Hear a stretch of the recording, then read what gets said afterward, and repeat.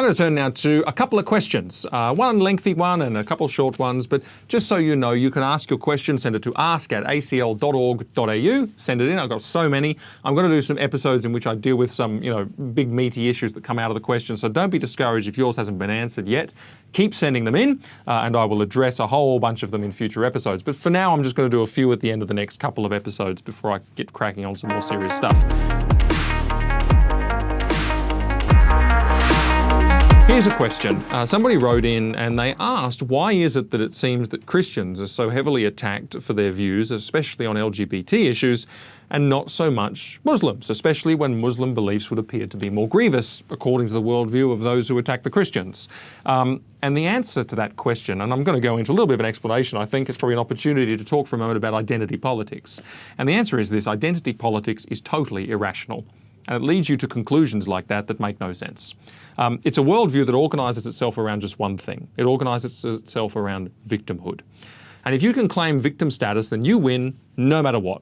It doesn't matter the content of your beliefs. It doesn't matter what you do or how you act. It only matters that you are a victim. And victim groups are divided up according to their group attributes like race or sexuality or gender or disability or sex or religion or whatever. Open your average Anti-Discrimination Act and you can see the pantheon of sort of attributes and identities that exist there, which divide people into victim groups and oppressor groups. Because of course, if you divide up your victim groups, the leftovers are what? Well, they actually turn out to be oppressors. They are people responsible for many of the grievances that are suffered by these victims. For example, a homosexual woman is a victim of, firstly, the patriarchy.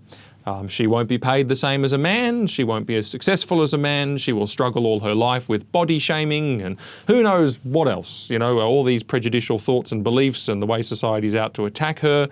So she suffers on that front, but she also suffers on another front because, of course, she's a homosexual. And that means that she's been marginalised, or people like her have been marginalised and erased from society for centuries, and we're still trying to climb out of that morass and how bad that was, and there's still lots of hatred towards homosexual people from straight people who can't accept it or may even have their own internalised homophobia. She's a victim for two reasons. Now, of course, that means that people like myself, say the straight man, I'm an oppressor for two reasons. Guys like me have, well, actually more than that, but for the present example, two reasons. Guys like me have controlled culture for a very, very long time. We really, it's deep in our heart, we hate and subjugate women.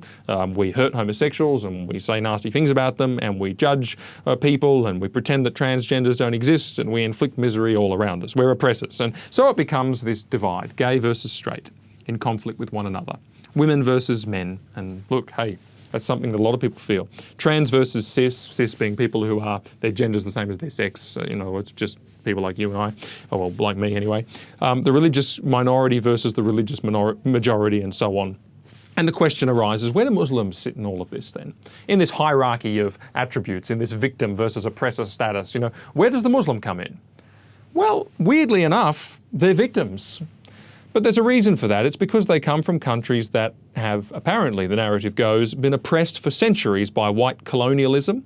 And these countries are poorer, more violent, more rights abusing, and generally disastrous, not because of inherent issues with their various societies, and not because of any issues with the character of the people who are in charge of those societies, and not because of the belief systems and whatnot. No. They are oppressed by colonial, white, Western powers run by cisgendered, straight, white, rich men.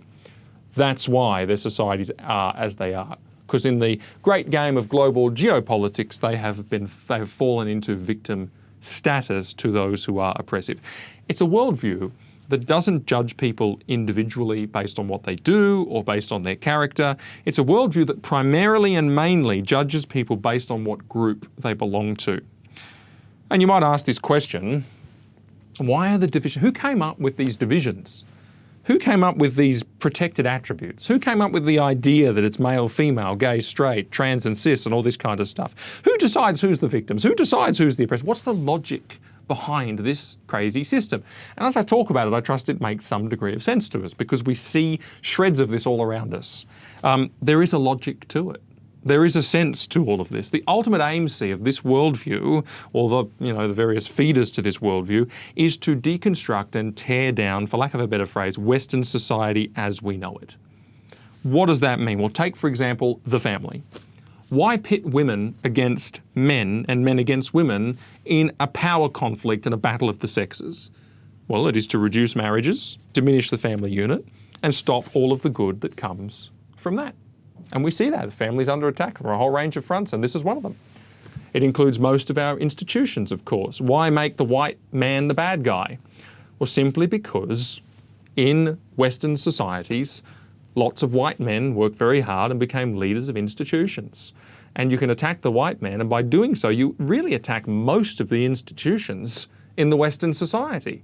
Because it's true.